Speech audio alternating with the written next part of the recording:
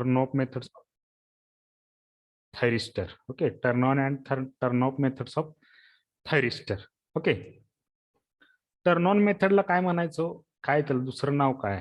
Turn on मेथड्सला एक दुसरं नाव होतं. आपण सिलेबस ज्यावेळेस आपण एक्सप्लेन करत होतो त्यावेळेस मी तुम्हाला सांगितलं होतं टर्न ऑन मेथड्स कशाला म्हणायचं आणि टर्न ऑफ मेथड्सला एक नाव, वेगवेगळी नाव आहेत दोन्हीसाठी, टर्न ऑन मेथडला आणि turn of मेथडला.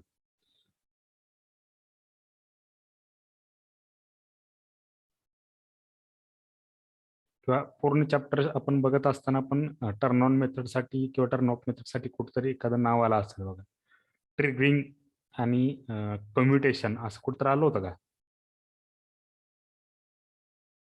Yes sir. Triggering म्हणजे कुठली मेथड? टर्न ऑन का turn off? Turn on. Triggering म्हणजे टर्न ऑन मेथड्स. ओके, म्हणजे पुढं असं विचारलंय कुठं असं आलं तरी कन्फ्युज करून घेऊ नका. ट्रिगरिंग मेथड्स म्हणजे काय, तर ते टर्न ऑन मेथड्सच आहेत. ट्रिगरिंग मेथड्स ह्या ज्या आहेत त्या टर्न ऑन मेथडला ट्रिगरिंग मेथड म्हणायचं. ओके, आणि टर्न ऑफ मेथड्स ज्या आहेत, ज्या मेथड्स टर्न ऑफ, त्याला कम्युटेशन मेथड्स असे म्हणतात. कुठल्या मेथड? कम्युटेशन मेथड्स असंही त्या टर्न ऑफ मेथड्सला म्हणतात. ओके, आता टर्न ऑन मेथड स्टडी करत असताना आपल्याला टू ट्रान्झिस्टर एनॉलॉजी आपण बघितली होती, आठवतंय का? टू ट्रान्झिस्टर एनॉलॉजी SCR मध्ये.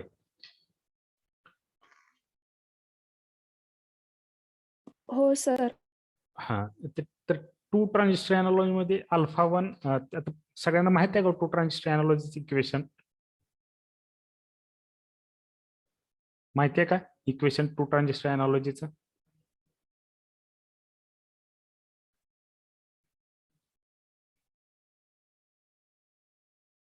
बघा, ते इक्वेशन खूप महत्वाचं आहे. टू ट्रान्झिस्टर एनॉलॉजी मध्ये जे काय फायनल इक्वेशन आलं होतं ते इक्वेशन खूप महत्वाचं आहे. ओके,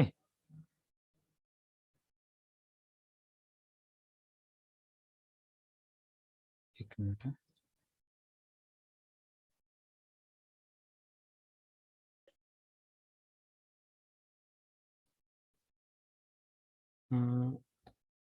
टू ट्रान्झिस्टर एनॉलॉजी मध्ये एक मिनिट, ते इक्वेशन आपण बघू आणि तुम्हाला सांगतो मी ते इक्वेशन मध्ये कसं आपल्याला ते गरजेचं आहे.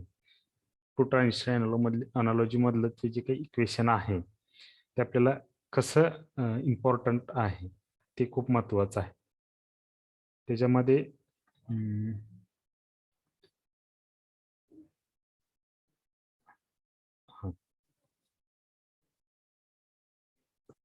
ओके, आता बघा,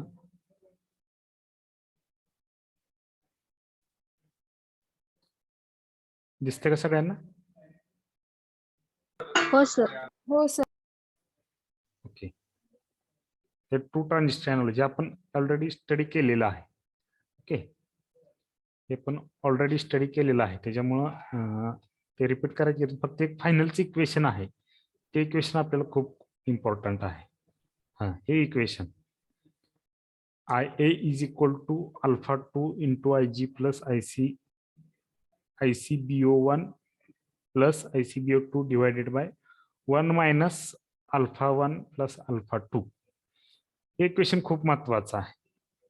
ओके, आता ह्या इक्वेशन मध्ये हे अल्फा 1 आणि अल्फा 2 हे काय आहे, तो कोण सांगू शकते का? What is mean by alpha 1 आणि what is mean by alpha 2?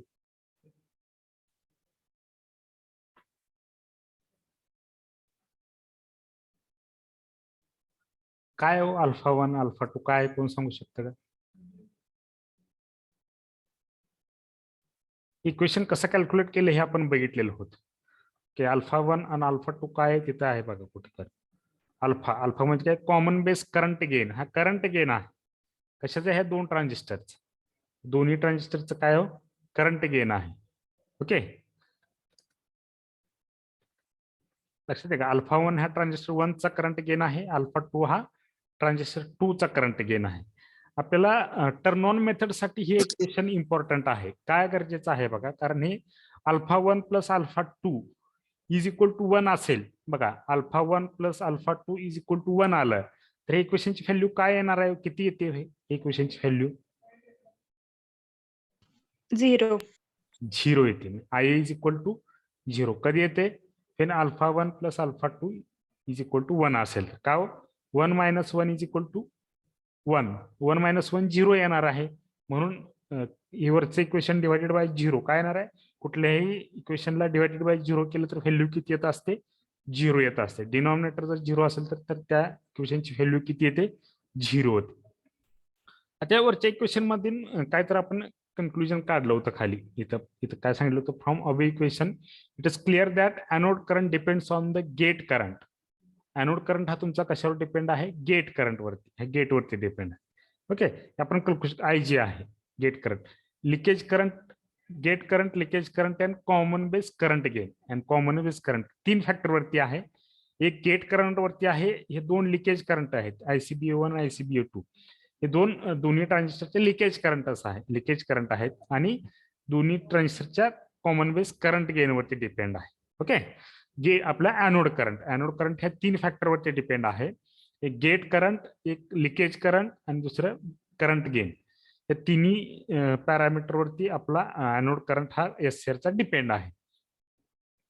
तर पुढे काय सांगितलं? If alpha 1 plus alpha 2 is equal to 1 or unity म्हणजे अल्फा 1 प्लस अल्फा 2 दोन्हीची व्हॅल्यू जर 1 आली तर द डिनॉमिनेटर्स बिकम 0. मग त्यावेळेस डिनॉमिनेटर काय होणार आहे? आपला 0 होणार आहे. Denominator becomes 0. This results in large value of anode current आणि SCR विल टर्न ऑन. आता मला सांगा न्यूमरेटर डिनॉमिनेटरला जर 0 असेल तर व्हॅल्यू इन्फिनिटी येते का 0 येते? 0. 0 येते. एनोड करंट किती होणार आहे मग आपला? बघा बरं कॅल्क्युलेट करून, इन्फिनिटी येतं का 0 येतं? एखादी इक्वेशन डिवायडेड बाय 0 करून बघा.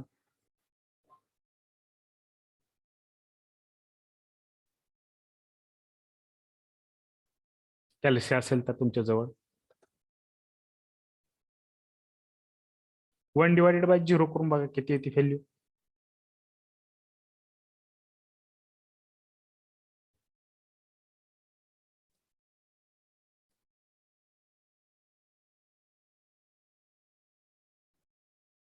केलंय का?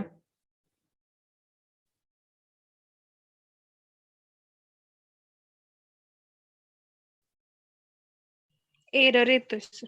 एरर येते म्हणजे इन्फिनिटी येते. 0 डिवायडेड बाय कुठली व्हॅल्यू असेल तर ते इन्फिनिटी 1 येतात, 0 येत असते.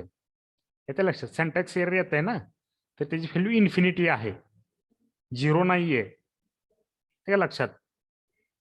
डिनॉमिनेटर जर 0 असेल तर व्हॅल्यू इन्फिनिटी येत असते आणि न्यूमरेटर जर 0 असेल तर त्याची व्हॅल्यू 0 येत असते. येते का लक्षात?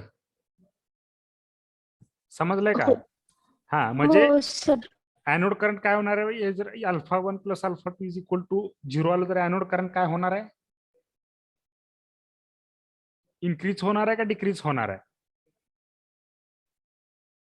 ह्याची व्हॅल्यू काय येणार आहे? इन्फिनिटी येणार आहे. इन्फिनिटी येणार आहे म्हणजे एनोड करंट काय होणार आहे? इन्क्रीज होणार आहे ना. एनोड करंटची व्हॅल्यू इन्क्रीज झाली का डिक्रीज झाली? इन्क्रीज. इन्क्रीज झाली. म्हणजे ज्या वेळेस alpha 1 plus alpha 2 is equal to 1 येईल त्यावेळेस तुमचा SCR काय होणार आहे? ऑन होणार आहे. एक लक्षात घ्या. म्हणजे ह्या इक्वेशन वरून आपण काय कन्क्लुजन करतोय? अल्फा 1 प्लस अल्फा 2 हे दोन्हीची व्हॅल्यू ज्यावेळेस 1 होईल त्यावेळेस आपला काय होणार आहे? SCR टर्न ऑन होणार आहे. तेच इथं दिलेलं बघा. If alpha 1 plus alpha 2 is equal to 1 the denominator becomes 0. म्हणजे डिनॉमिनेटर 0 होणार आहे, कारण का 1 मायनस 1 काय होणार आहे? 0 होणार आहे. This results in large value of anode current. म्हणजे त्यामुळे तुमचा काय होणार आहे? एनोड करंटची व्हॅल्यू इन्क्रीज होणार आहे किंवा लार्ज एनोड करंट तुमचा फ्लो होणार आहे and SCR will turn on. त्याच्यामुळे तुमचं SCR काय होणार आहे? ऑन होणार आहे. बघा, एक लक्षात ठेवा, alpha 1 plus alpha 2 is equal to 1 असेल तर तुमचा टर्न ऑन काय तुमचं SCR टर्न ऑन होणार आहे. आलं का लक्षात? या इक्वेशन वरून हे इक्वेशन कशासाठी आपल्याला लागणार आहे? या अल्फा 1 ह्या इक्वेशन मध्ये अल्फा 1 आता ते पुढे ज्यावेळेस आपण टर्न ऑन मेथड स्टडी करू त्या तिथं अल्फा 1 प्लस अल्फा 2 हे इक्वेशन येणार आहे. त्यावेळेस तुमचं कन्फ्युजन होऊ नये म्हणून मी ते तुम्हाला आत्ताच सांगितलेलं आहे, कारण ह्या इक्वेशनची आपल्याला तिथं गरज लागणार आहे टर्न ऑन मेथडसाठी. आले का लक्षात? हो सर. हो सर. हो सर. ओके. आता टर्न ऑन मेथड्स मध्ये आणि टर्न ऑफ मेथड्स मध्ये त्याच्या आधी दोन एक महत्वाच्या कन्सेप्ट आहेत. एक फायरिंग अँगल आणि कंडक्शन अँगल, अशा दोन इम्पॉर्टंट कन्सेप्ट आहेत किंवा दोन डेफिनेशन्स आहेत असं लक्षात घ्या. आपल्याला फायरिंग अँगल म्हणजे काय किंवा टर्न ऑन अँगल असतो किंवा त्याला वेगळी 2-3 नावं आहेत. फायरिंग अँगल म्हणू शकता तुम्ही त्याला किंवा टर्न ऑन अँगल म्हणू शकता. असं अजून 2-3 नाव आहेत, आपण ज्यावेळेस स्टडी करू त्यावेळेस लक्षात येईल. मेनली त्याला फायरिंग अँगल म्हणतात, फायरिंग अँगल. अँड दुसरा असतो तो कंडक्शन अँगल. अशा दोन गोष्टी असतात, फायरिंग अँगल आणि कंडक्शन अँगल. म्हणजे एकाच वेव्हफॉर्म मध्ये तुमच्या त्या दोन्ही गोष्टी असतात. त्या कन्सेप्ट आधी क्लिअर करू, ते डेफिनेशन मी तुम्हाला एक्सप्लेन करतोयच नंतर. म्हणजे ज्यावेळेस आपण स्टार्ट करू त्यावेळेस मी तुम्हाला एक्सप्लेन करीनच, पण ते काय आहे ते फक्त आधी हे करून घ्या. कंडक्शन अँगल कशाला म्हणायचं आणि फायरिंग अँगल कशाला म्हणायचं. ओके.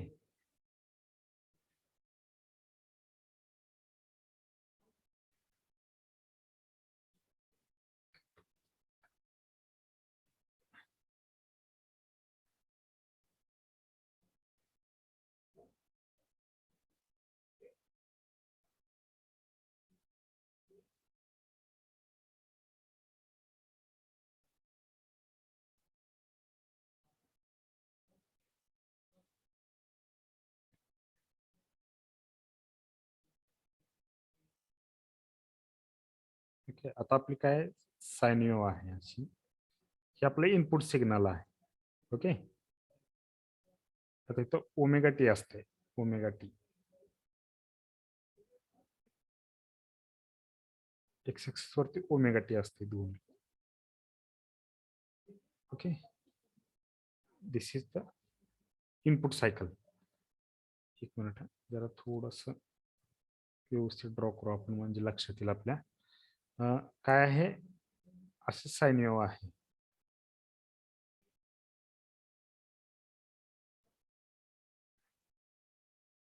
ओके. आता इथं किती किती अँगल येलो एक सायकल कंप्लीट झाल्यानंतर? एका हाफ सायकलचा अँगल किती असतो? π/2. π/2 असते का पाय असते? पाय. पाय असते ना, पाय असतो, पाय 180 डिग्री पाय असतो. π/2 90 डिग्रीला असतं. आणि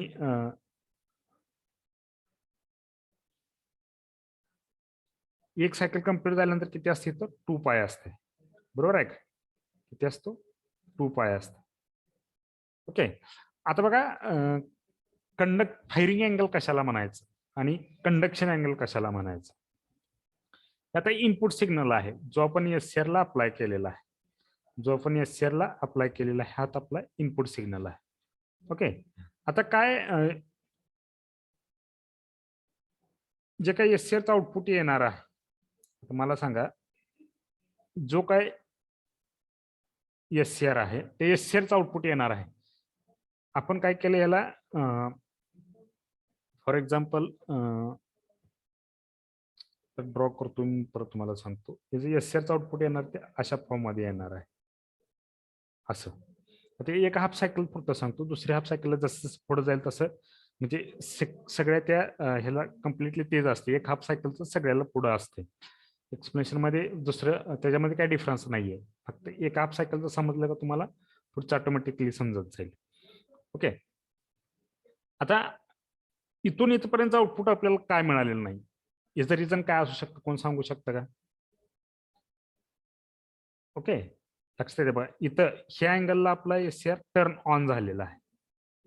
का टर्न ऑन झालेला आहे? इथून स्टार्टिंग पासून का टर्न ऑन झालेला आहे? आपला जर नॉर्मल रेक्टिफायर तुम्ही बघितला, जो आपण रेक्टिफायर स्टडी करतो, आता तुम्ही स्टडी केलेला आहे, त्याचा आउटपुट कसं येतो? पहिल्यापासून स्टार्ट पासून असं आउटपुट येतं ना, बरोबर आहे का? पहिले स्टार्ट पासून येतं ना, 0 अँगल पासून आउटपुट मिळतं का नाही नॉर्मल रेक्टिफायरचं? हो सर. हा. पण एससीआरचं तसं इथून काय मिळत नाही, स्टार्टिंग पासून काय मिळत नाही. काय असेल त्याच्या पाठीमागचं रिझन?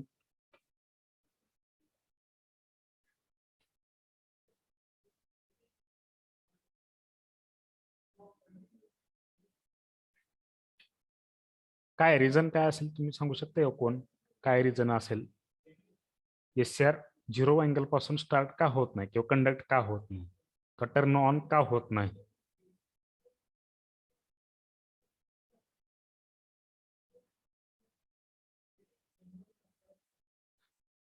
का बरं असेल गेट? मला सांगा, नॉर्मल आपला डायोड आहे त्याच्यामध्ये आणि आपला SCR आहे, त्याच्यामध्ये काय डिफरन्स आहे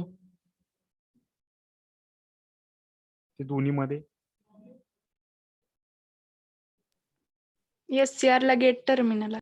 SCR ला गेट टर्मिनल आहे आणि डायोडला आपल्या गेट टर्मिनल आहे का?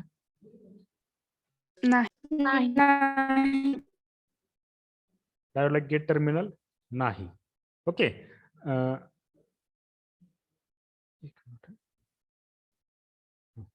डायोडला आपल्या गेट टर्मिनल अवेलेबल नाहीये. गेट टर्मिनल कशासाठी यूज करतो आपण? What is the purpose of gate terminal?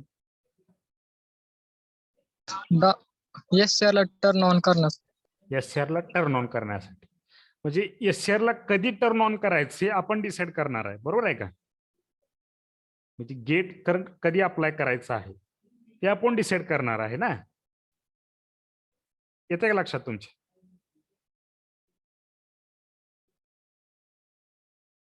समजतंय का मी काय सांगतो? म्हणजे गेट करंटला अप्लाय केल्यानंतर तरच SCR तुमचा टर्न ऑन होणार आहे. तशी फॅसिलिटी आपल्या नॉर्मल डायोडला आहे का हो? नाही. नाही. म्हणजे ज्यावेळेस तुम्ही एनोडला आणि कॅथोडला डायोडच्या सप्लाय अप्लाय कराल नॉर्मल डायोडच्या, त्यावेळेस टर्न ऑन होणार आहे, म्हणून तो 0 पासून टर्न ऑन होतो, 0 अँगल पासून टर्न ऑन होतो. पण SCR जो आहे का नाही, तो SCR तुमचा कधी टर्न ऑन होणार आहे? ज्यावेळेस तुम्ही त्याला गेटचा करंट अप्लाय कराल. फक्त एनोडला आणि कॅथोडला टर्न ऑन करून एनोडला आणि कॅथोडला तुम्ही सप्लाय अप्लाय करून तुमचं SCR ऑन होणार आहे का?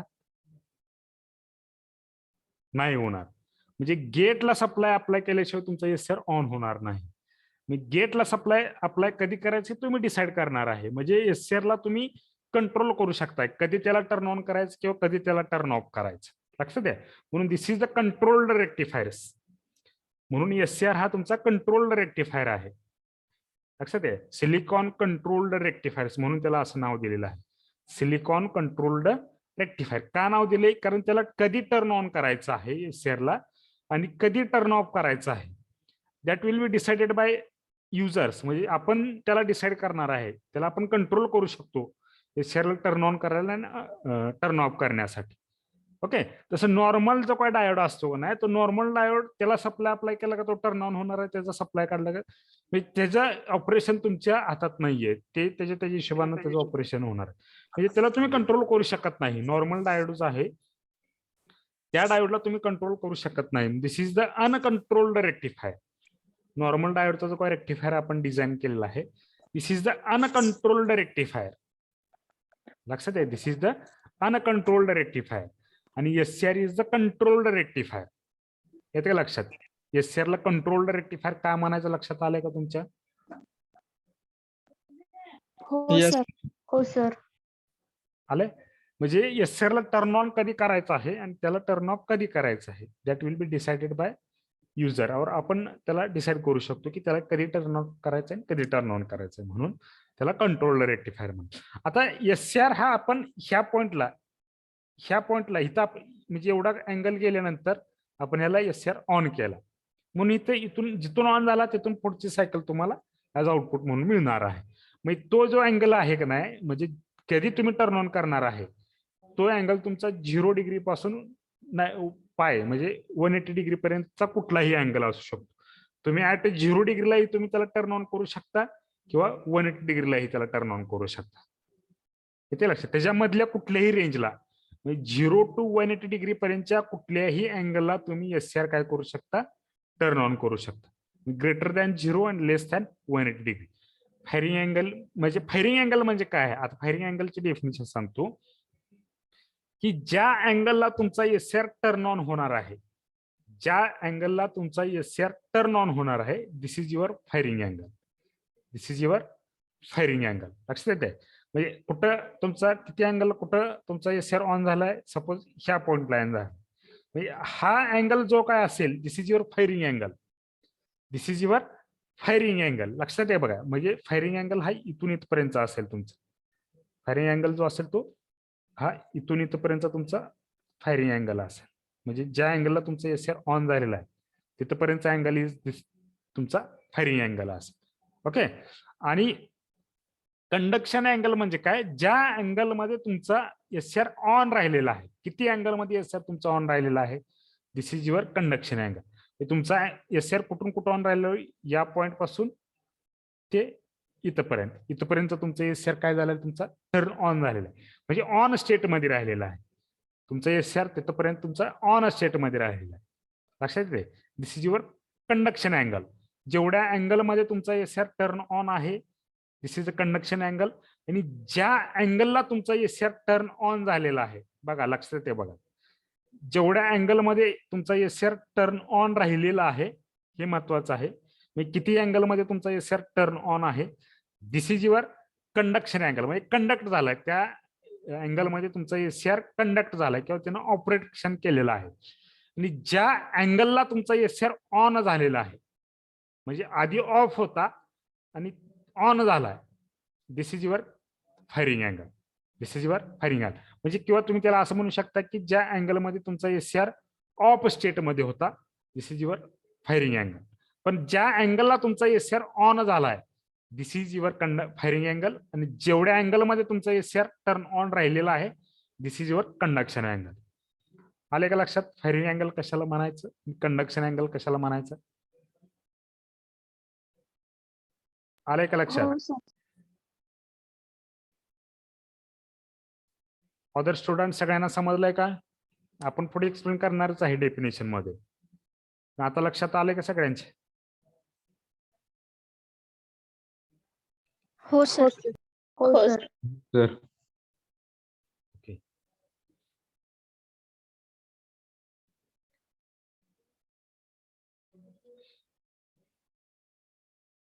आता बघा,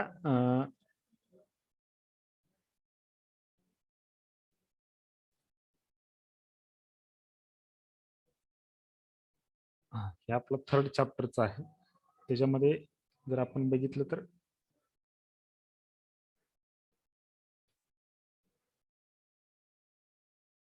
हा अजून एक तुम्हाला इन्स्ट्रक्शन द्यायची होती की 2nd चॅप्टरचे, एक मिनिट,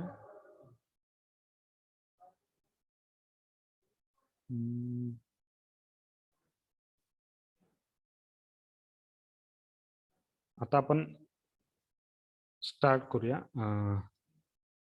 फायरिंग अँगल आणि ह्याला जो काही फायरिंग अँगल आहे की नाही त्यालाच डिले अँगल असे म्हणतात. आणि डिले अँगल, फायरिंग अँगल और फेज अँगल असं म्हणतात. डिले अँगल, फायरिंग अँगल और phase angle, these are the 3 names to the firing angles. म्हणजे बघा, तो अल्फाने इंडिकेट केला जातो बरं का. आता तिकडला अल्फा वेगळा आहे, त्या करंट गेनचा अल्फा वेगळा आहे आणि हा अल्फा वेगळा आहे. येतं लक्षात? हा आहे तो फायरिंग अँगल किंवा डिले अँगल किंवा फेज अँगल साठी तो अल्फा म्हणून आपण याचा यूज करतो. ओके. तर बघा आता याच्यामध्ये तुम्हाला दिसेल बघा, आता ही आपला इनपुट सप्लाय आहे, एसी सप्लाय, आणि लोड व्होल्टेज आहे. तुमचा एसआर कुठं ऑन झालाय तर ह्या पॉइंटला ऑन झालेला आहे. मग this is your alpha, this is your alpha. Okay, this is your alpha. याच्या लक्षात, म्हणजे इथून इथपर्यंत जो काय अँगल आहे तो तुमचा फायरिंग अँगल आहे. म्हणजे ह्या अँगलला तुमचा एसआर ऑन झाला म्हणजे हा तुमचा फायरिंग अँगल. आणि हे बीटा म्हणजे कंडक्शन अँगल. जेवढ्या अँगल मध्ये तुमचा एसआर ऑन राहिलेला आहे, this is your conduction angle. Okay. आता हे काय, हा कंट्रोल्ड रेक्टिफायर आहे. हा वेव्ह कंट्रोल्ड रेक्टिफायर म्हणायचं ह्याला. म्हणजे आपलं जे कोण नॉर्मल रेक्टिफायर आहे ना, तसंच जे कनेक्शन्स आहेत, फक्त इथे एससीआरस आहेत, तिथं डायोड्स आहेत. आता हे रेक्टिफायरच कनेक्शन आहे, ब्रिज रेक्टिफायर आहे. मी तुम्हाला सांगितलं हे ब्रिज रेक्टिफायर कसं फॉर्म होत आहे. याच्या आधी सांगितलंय का मी तुम्हाला कसं ब्रिज रेक्टिफायर तयार होतं ह्याचं सर्किट? ब्रिज रेक्टिफायरचं सर्किट आहे. येते का लक्षात? फक्त नॉर्मल आपल्या डायोडमध्ये तिथं डायोड्स यूज केले आहेत, इथे एससीआर यूज केलेले आहे, इथं एससीआर यूज केलेले आहेत. येते का लक्षात? हो सर. हो सर. म्हणजे बघा, ह्या सायकलमध्ये S1 आणि S2 SCR ऑन होणार आहे. हा S1 आणि हा S2 SCR पहिल्या याला ऑन होईल. दुसऱ्या ह्याच्यामध्ये S3 आणि S4 हे दोन तुमचे SCR ऑन होतील. ते कसं ऑन होते ते आपल्याला थोडं आहे डिटेलमध्ये. फक्त ह्या सर्किटची ही सर्किट वेव्हफॉर्म आहे. ही जे काय सर्किट आहे त्याची वेव्हफॉर्म आहे. म्हणजे याला काय केलंय, हा अल्फा एवढा त्याचा कंडक्शन अँगल आहे.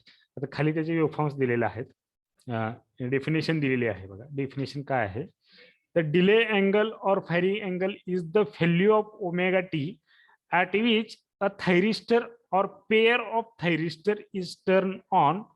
In other words, it is the instant or angle at which the thyristor is turned on. म्हणजे काय, it is the angle at which thyristor is turn on. म्हणजे थायरिस्टर म्हणजे SCR, म्हणजे असा angle की ज्या अँगलला तुमचा SCR टर्न ऑन झालेला आहे. This is the firing angle. लक्षात आहे, this is the firing angle. The delay angle और phase angle is the value of omega T.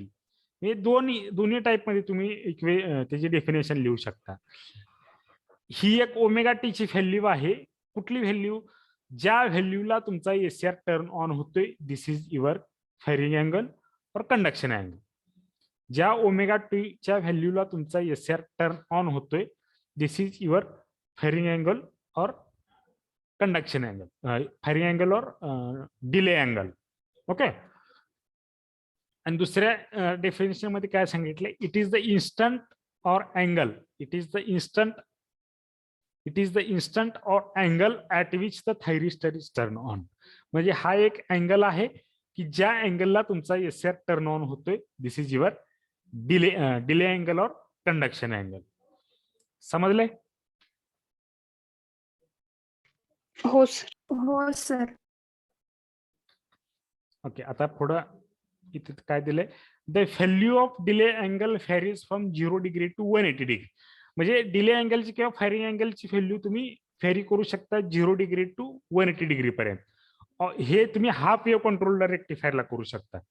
ते फुल वेव्ह कंट्रोल्ड रेक्टिफायरला तुम्ही 0 डिग्री टू 360 डिग्री पर्यंत त्याचा अँगल तुम्ही चेंज करू शकता. हे फुल कंट्रोल्ड रेक्टिफायरला करू शकता आणि 0 टू 180 डिग्री तुम्ही हाफ कंट्रोल्ड रेक्टिफायरला करू शकता. येते लक्षात? समजलंय का? हो सर. ओके. आता कंडक्शन अँगल. आता कंडक्शन अँगल हा बीटाने इंडिकेट केला जातो का, बीटाने इंडिकेट केला जातो. Conduction angle is denoted by beta. Okay. It is the duration और angle, it is the duration or angle for which a thyristor remains on.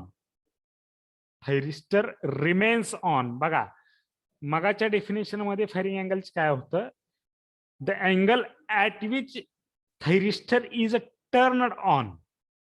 Thyristor is turn on. It is the angle at which thyristor is turned on. This is the firing angle. And it is the angle for which thyristor is remains on. Thyristor remain on. म्हणजे ज्या angle मध्ये तुमचा SCR तुमचा turn on राहिलेला आहे, this is your conduction angle. ज्या अँगलला तुमचा SCR टर्न ऑन झालेला आहे, this is your firing angle. समजलंय का? हो सर. येते का लक्षात? बघा, मेन डिफरन्स काय आहे याच्यामध्ये, चेंज काय आहे, the angle at which SCR is on, the angle for which thyristor remains on. The angle for which thyristor remains on, conduction angle. The angle at which thyristor turned on, this is the firing angle. एवढाच difference आहे. Okay. For example, आता याच्यामध्ये the value of beta for each thyristor is, बघा, ही जी काय बीटाची जी काय value आहे, ती value तुम्ही अल्फा पाय मायनस अल्फा पाय. आता अल्फा काय आहे हो तुमचा, what is alpha? Firing firing angle. म्हणजे पाय हा 180 डिग्री आहे. 180 डिग्री मधून तुमचा जो काही फायरिंग अँगल आहे तो मायनस केला का तुमचा कंडक्शन अँगल येणार आहे. जर तुम्ही आधीची जर वेव्हफॉर्म स्टडी बघितली, हे बघा इथं पाय आहे बरोबर ना, या इन्स्टंटला हा पूर्ण, ह्या पाय मधून तुम्ही अल्फा मायनस करा, तुमचा बीटा मिळेल तुम्हाला. येते लक्षात? बीटाची व्हॅल्यू कशी कॅल्क्युलेट करणार? Pi minus alpha. Beta is equal to pi minus alpha. समजलंय का? हो सर. फायरिंग अँगल हो आणि सर. कंडक्शन अँगल कोण सांगू शकते का मला फायरिंग अँगलचे definition? Angle at which thyristor is turned on. The angle at which the thyristor turn on. आणि कंडक्शन अँगलचे definition? Angle for which a thyristor remain on. The angle for which thyristor remains on. Girls मधून कोण सांगू शकते का?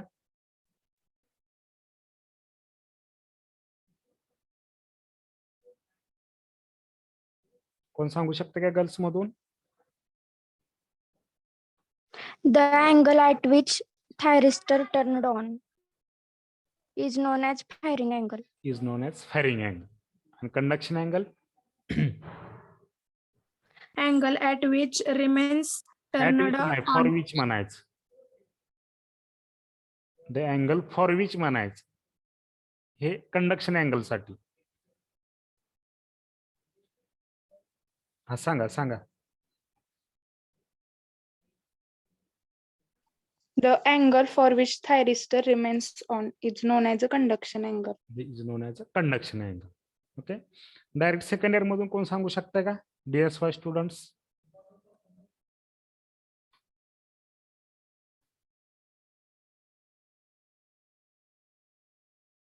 आहेत ना direct second year students ह्याच्यामध्ये present? Direct second year student present आहेत का?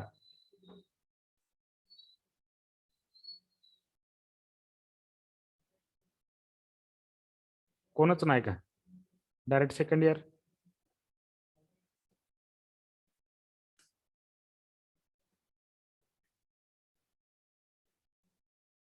व्यवहार आहेत का व्यवहार?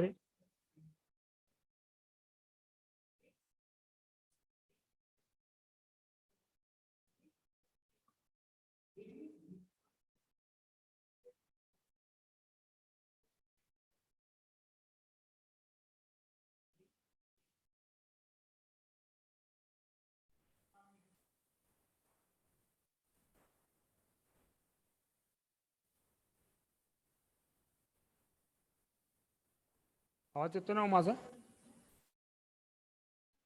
हो हो sir. Sir. Direct second year students आहेत का? हो सर आहे. हा, तुम्हाला समजलंय का? सांगा कोणीतरी एकाने डेफिनेशन, दोन्ही डेफिनेशन्स.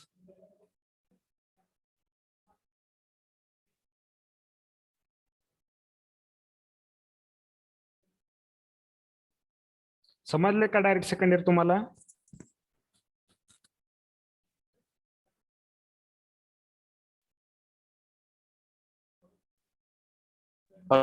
अजून एकदा सांगा सर. बरं, सांगा ना, समजलं नाही म्हणून अजून एकदा सांगा म्हणून.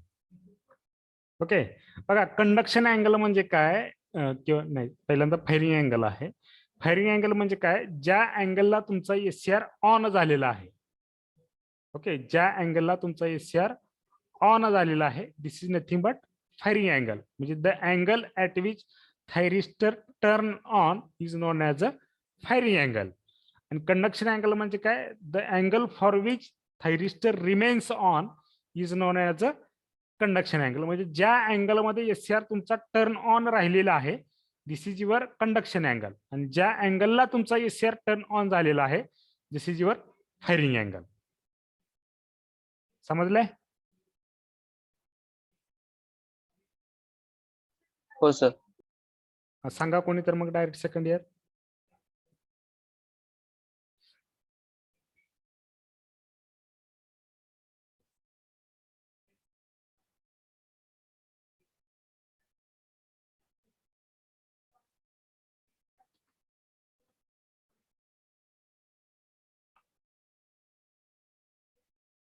ओके, ठीक आहे, राहू द्या. आता जे काही टर्न ऑन मेथड्स आहेत एससीआरच्या ज्या काय 4-5 काहीतरी टर्न ऑन मेथड्स आहेत ते आपण नेक्स्ट लेक्चरला बघू. मी तुम्हाला सांगतो नेक्स्ट लेक्चरला कुठल्या मेथड्स आहेत.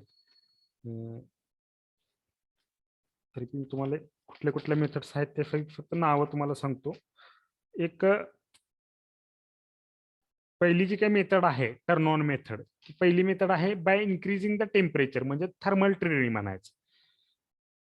SCR turn on by increasing the temperature, त्याला थर्मल ट्रिगरिंग म्हणायचं. ते कसं आहे ते आपण डिटेलमध्ये बघणार आहे. एक 5 मेथड्स आहेत, त्याच्यामध्ये पण काय काय मेथड्स मध्ये सब मेथड्स आहेत.